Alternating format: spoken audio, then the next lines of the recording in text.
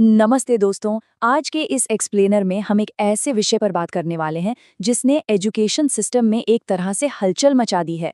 जी हाँ, national education policy यानी NEP 2020।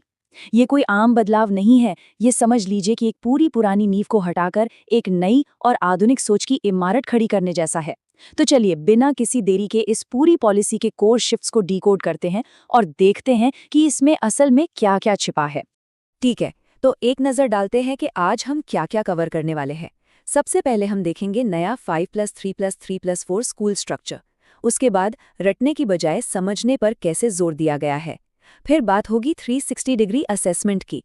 इसके बाद बहुभाषावाद और मातृभाषा का महत्व, और आखिर में समावेशी और लचीली शिक्षा।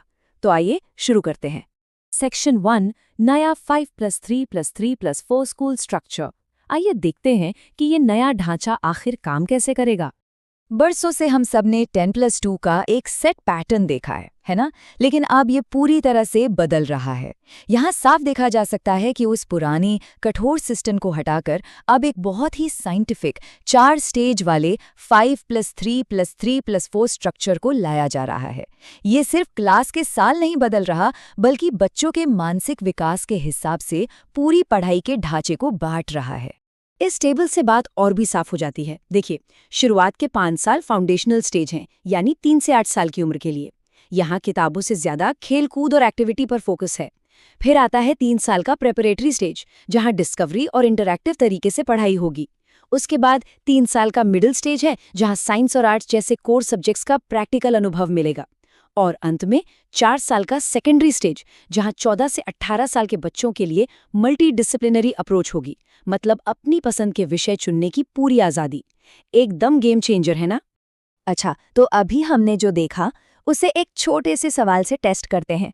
राष्ट्रीय शिक्षा नीति 2020 द्वारा अनुशंसित स्कूली शिक्षा की संरचना क्या है? तो जवाब बिल्कुल सामने है। Option A, 5+3+3+4। ये सीधे तौर पर इस पूरी पॉलिसी का सबसे बड़ा स्ट्रक्चरल बदलाव है। चलिए आगे बढ़ते हैं। सेक्शन 2, कॉन्सेप्चुअल ओवररोट लर्निंग, यानी रटंत विद्या से हटकर असली समझ की ओर। अब इस नई सोच को गहराई से समझने से पहले जरा इस सवाल पर गौर कीजिए। राष्ट्रीय शिक्षा नीति 2020 के अनुसार शिक्षा का मुख्य जोर किस पर होना चाहिए? क्या ये रटकर सीखना है या सिर्फ एग्जाम पास करने के लिए पढ़ना? जी नहीं, बिल्कुल नहीं। इसका सही जवाब है ऑप्शन ए, कॉन्सेप्चुअल अंडरस्टैंडिंग, यानी संकल्पनात्मक समझ। और सच कहूं तो ये इस पॉलिसी की सबसे बड़ी जीत है। इस अंतर को ऐसे समझते हैं।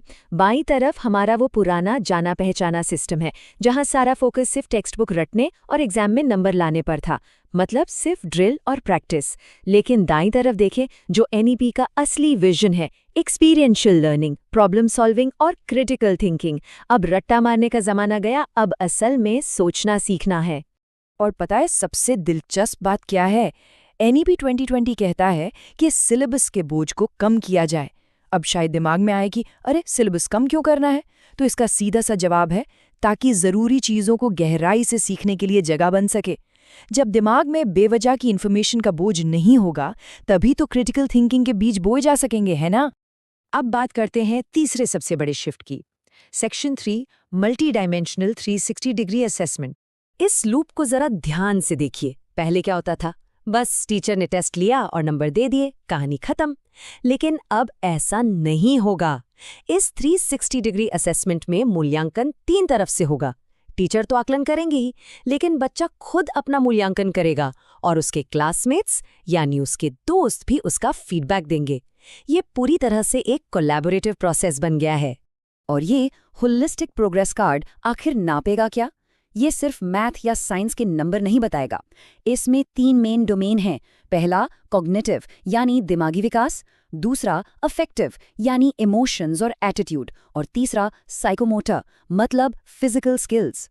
साधारण शब्दों में कहें तो दिमाग कैसे चलता है, भावनाएं कैसी हैं और शारीरिक क्षमताएं कैसी हैं, इन तीनों का एक पूरा 360 डिग्री व्यू मिलेगा। ये ऑफिशियल विजुअल भी बिल्कुल यही बात पुष्ट करता है। सरकार का ये हॉलिस्टिक प्रोग्रेस कार्ड सिर्फ एक एकेडमिक मार्कशीट नहीं है। ये हर बच्चे की अपनी अलग पहचान, उसकी खूबियों और उसकी ओवरऑल ग्रोथ का एक आईना होगा। तो आइए इस कॉन्सेप्ट को एक बार जल्दी से चेक कर लेते हैं। NEP 2020 के अनुसार स्कूलों में असेसमेंट का स्वरूप किस से किस ओर शिफ्ट होना चाहिए? बिल्कुल सही, ये है ऑप्शन ए, समेटिव से फॉर्मेटिव की ओर। इसका मतलब है कि साल के अंत में होने वाले एक बड़े डरावने एग्जाम की जगह पूरे साल चलने वाला एक सपोर्टिव और रचनात्मक इवैल्यूएशन। बढ़िया, अब आते हैं अपने चौथे सेक्शन पर।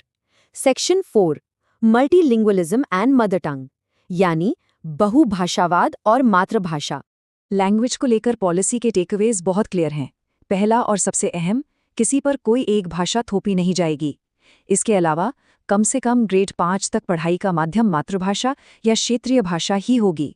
साथ ही 3 लैंग्वेज फॉर्मूला लागू होगा। संस्कृत हर लेवल पर एक ऑप्शन के रूप में मिलेगी और इंडियन साइन लैंग्वेज यानी ISL को भी स्टैंडर्डाइज किया जाएगा। इस बात को इस सवाल से और अच्छे से समझा जा सकता है। राष्ट्रीय शिक्षा नीति 2020 बहुभाषावाद को किस रूप में देखती है? इसका सटीक जवाब है ऑप्शन बी, कक्षाओं में एक एसेट, संपत्ति के रूप में। जी हाँ, एक से ज्यादा भाषाएं जानना सीखने में कोई रुकावट नहीं है, बल्कि ये दिमाग के विकास के लिए एक बहुत बड़ा प्लस पॉइंट है। खैर, अब हम अपने इस एक्सप्लेनर के आखिरी सेक्शन में आ गए हैं, section 5, inclusive and flexible education, यानी समावेशी और लचीली शिक्षा। यहाँ एक बहुत ही जरूरी सवाल है। सामाजिक आर्थिक रूप से पिछड़े वर्ग के छात्रों को स्कूल में बनाए रखने के लिए NEP 2020 कैसा करिकुलम प्रपोज करती है? क्या ये एकदम स्टैंडर्ड और यूनिफॉर्म होना चाहिए? जी नहीं, सही जवाब है ऑप्शन सी, एंगेजिंग और कॉन्टेक्सचुअल। क्योंकि जब तक पढ़ाई रियल लाइफ और बच्चों के अपने माहौल से नहीं जुड़ेगी, तब तक उन्हें सिस्टम से जोड़े रखना नामुमकिन सा है। यहाँ फ्लेक्सिबिलिटी सिर्फ कहने की बात नहीं है, ये एक बहुत बड़ा सिस्टमैटिक बदलाव है। पढ़ाई अब मानकीकरण से हटकर लचीली हो रही है, जहाँ स्टूडेंट्स अपनी पसंद का लर्निंग पाथ खुद चुन सकते हैं। और सबसे अहम बात, दिव्यांग छात्रों के लिए सही इंफ्रास्ट्रक्चर और टेक्नोलॉजी देना, ये सब इस समावेशी सोच का ही हिस्सा है, जहाँ हर बैकग्राउंड का पूरा सम्मान है। तो इन सब बातों को समेटते हुए आज के इस एक्सप्लेनर को हम एक बहुत ही गहरे सवाल के साथ खत्म करते हैं। कठोर रटंत विद्या की जगह इस लचीले 360 डिग्री बहुआयामी विकास को अपनाने से कल के इनोवेटिव थिंकर्स कैसे तैयार होंगे? जरा सोचिए, जब एक पूरी जनरेशन बिना किसी डर के अपनी मातृभाषा में पूरी आज़ादी और क्रिटिकल थिंकिंग के साथ आगे बढ़ेगी, तो उसका नतीजा क्या होगा? सच में ये सोचने वाली बात है। आज के इस एक्सप्लेनर में हमारे साथ जुड़ने के लिए बहुत बहुत धन्यवाद।